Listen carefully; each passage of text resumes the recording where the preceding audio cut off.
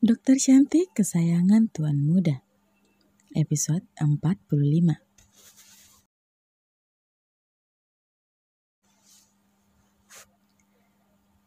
Angin bertiupan menyapa dedaunan. Suara jangkrik saling bersahutan membuat sunyian malam.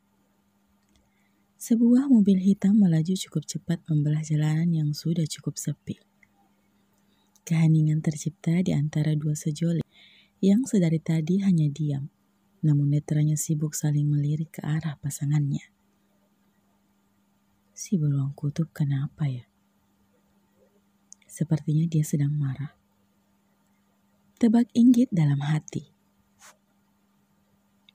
Sepanjang acara resepsi Kimi, wanita itu memang hanya fokus kepada teman-temannya, tanpa tahu apa saja yang terjadi di sekitarnya. Bahkan suaminya pun sama sekali tidak ia perhatikan. Jangankan bertegur sapa, melirik pun tidak. Karena si Barbie berjalan itu berpikir jika suaminya pasti sibuk dengan kliennya, hingga ia pun sama sekali Meski sebenarnya ia sangat ingin jika lelaki ini memperkenalkan dirinya kepada kolega dan teman bisnisnya. Tapi harapan tinggal harapan. Pria itu sekalipun tidak pernah menghampirinya untuk meminta didampingi. Membuat Inggit menjadikan para temannya sebagai tempat pelampiasan sedikit rasa kecewanya. Apa aku tidak pantas? Apa aku tidak layak berdampingan dengannya? Sepanjang Inggit duduk di meja bundar tadi, pertanyaan itu selalu menghantui pikirannya. Ekspresi yang ditampilkan di depan teman sejawatnya tidak sinkron dengan apa yang ia rasakan.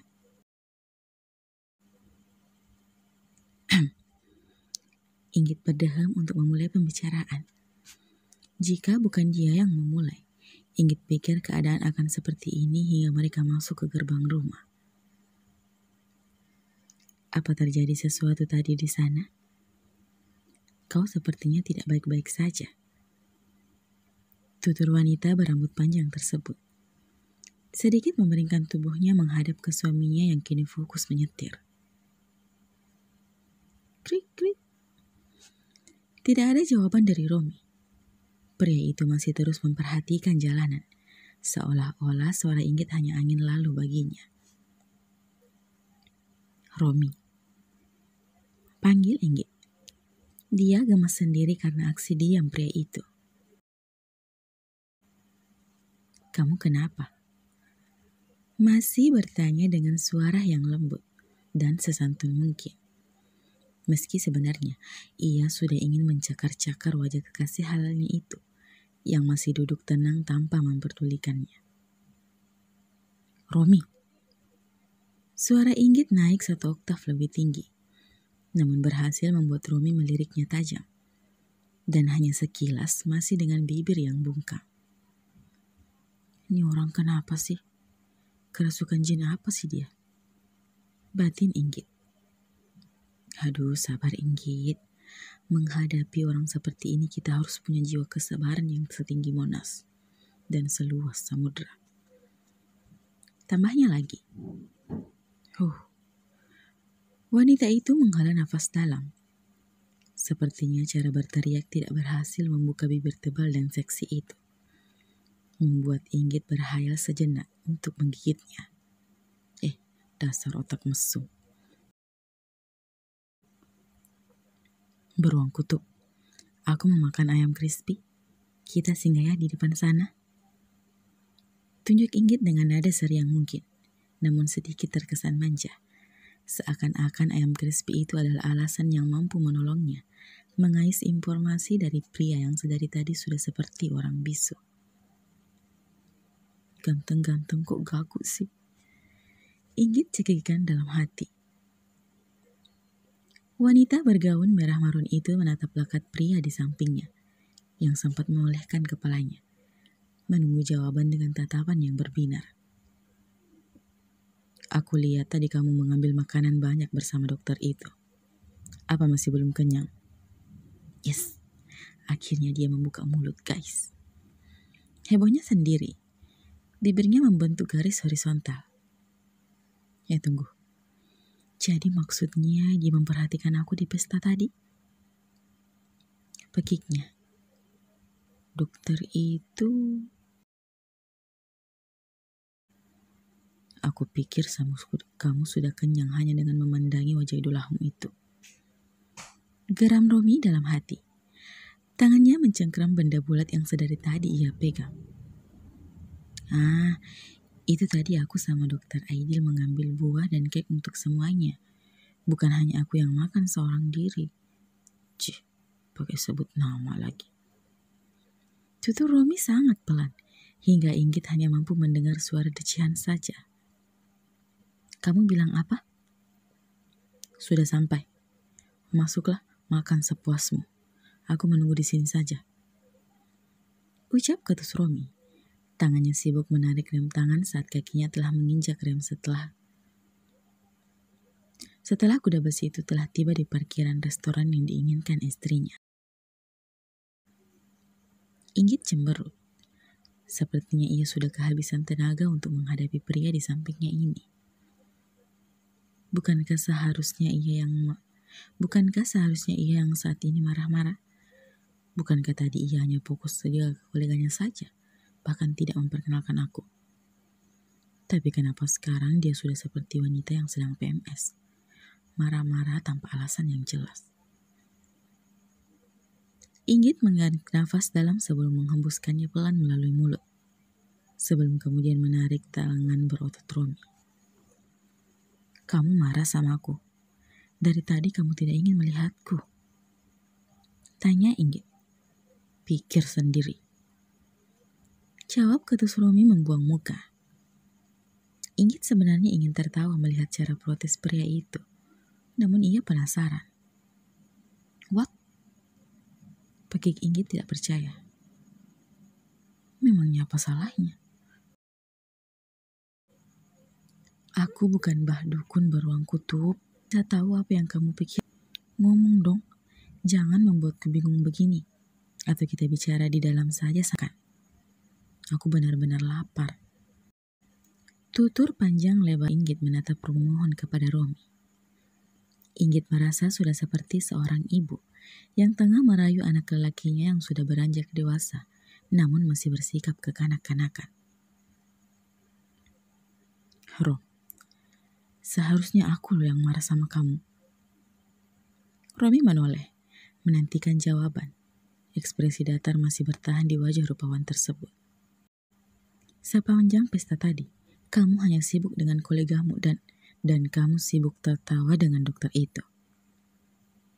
Timpal Romi yang mengakhiri aksi bungkamnya. Kepalanya menoleh ke samping, menatap tajam Inggit yang sudah membuka mulutnya tidak percaya.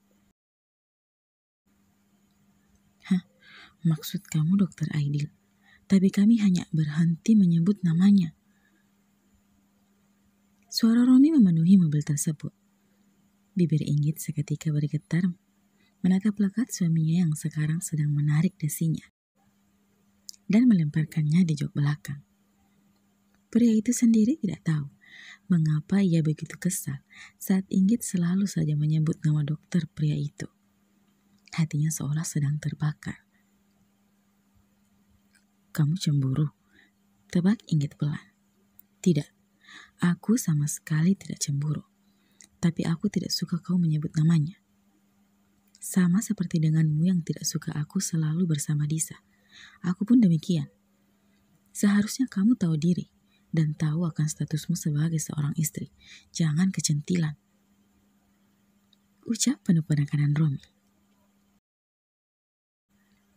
Inggit tertawa hambar mendengar ucapan yang sedikit menohok jantungnya. Kecentilan. Aku bersikap seperti tadi seakan-akan aku sangat bahagia itu juga karena dirimu. Jari telunjuk Inggit telah terangkat mengarah ke Romi. Seakan-akan. Bukankah memang kamu begitu bahagia bisa bertertawa bersama dengan idolamu yang selalu kau puja-puja itu? Terbongkar sudah alasan kenapa pria itu marah.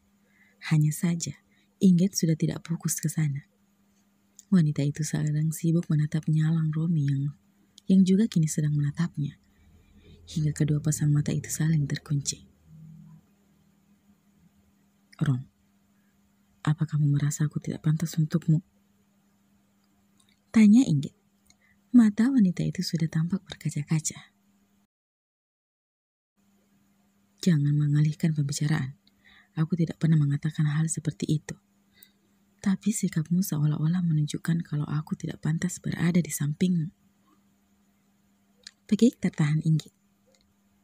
Sepanjang pesta tadi, kamu hanya sibuk dengan duniamu sendiri, tanpa memikirkan aku. Apa pernah terlintas di pikiranmu tadi untuk memperkenalkanku kepada teman-temanmu atau dengan kolegamu? Jantung Romi berdetak cepat. Tidak kan? Tebak Inggit. Kau hanya sibuk dengan dirimu sendiri.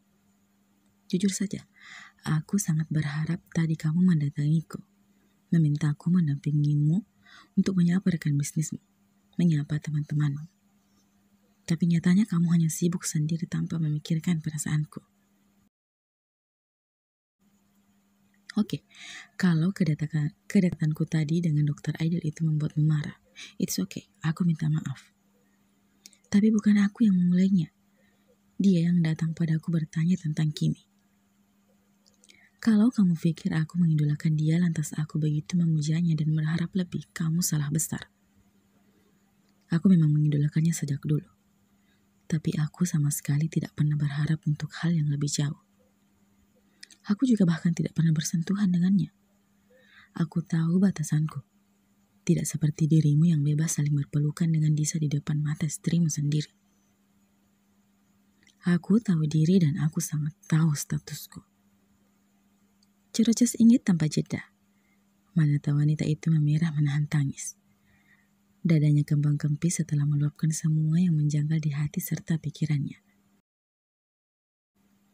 Hingga kemudian ia memutuskan untuk keluar mobil dengan gerakan cepat tanpa bisa dicegah oleh Romi. Setelah berkata bahwa dia akan ke toilet tanpa menoleh. Wanita itu berlari ke arah samping kedai makanan siap saji yang terlihat masih sedang ramai pengunjung meski waktu sudah tengah malam. Shit. Romi memukul setir mobilnya lalu mengguyur rambutnya ke belakang hingga menampilkan jidat yang sempurna. Kenapa aku bisa kelepasan sih? Pegiknya tertahan, menutup wajahnya dengan kedua telapak tangannya lalu mengusapnya kasar. Romi bodoh, makinya pada dirinya sendiri.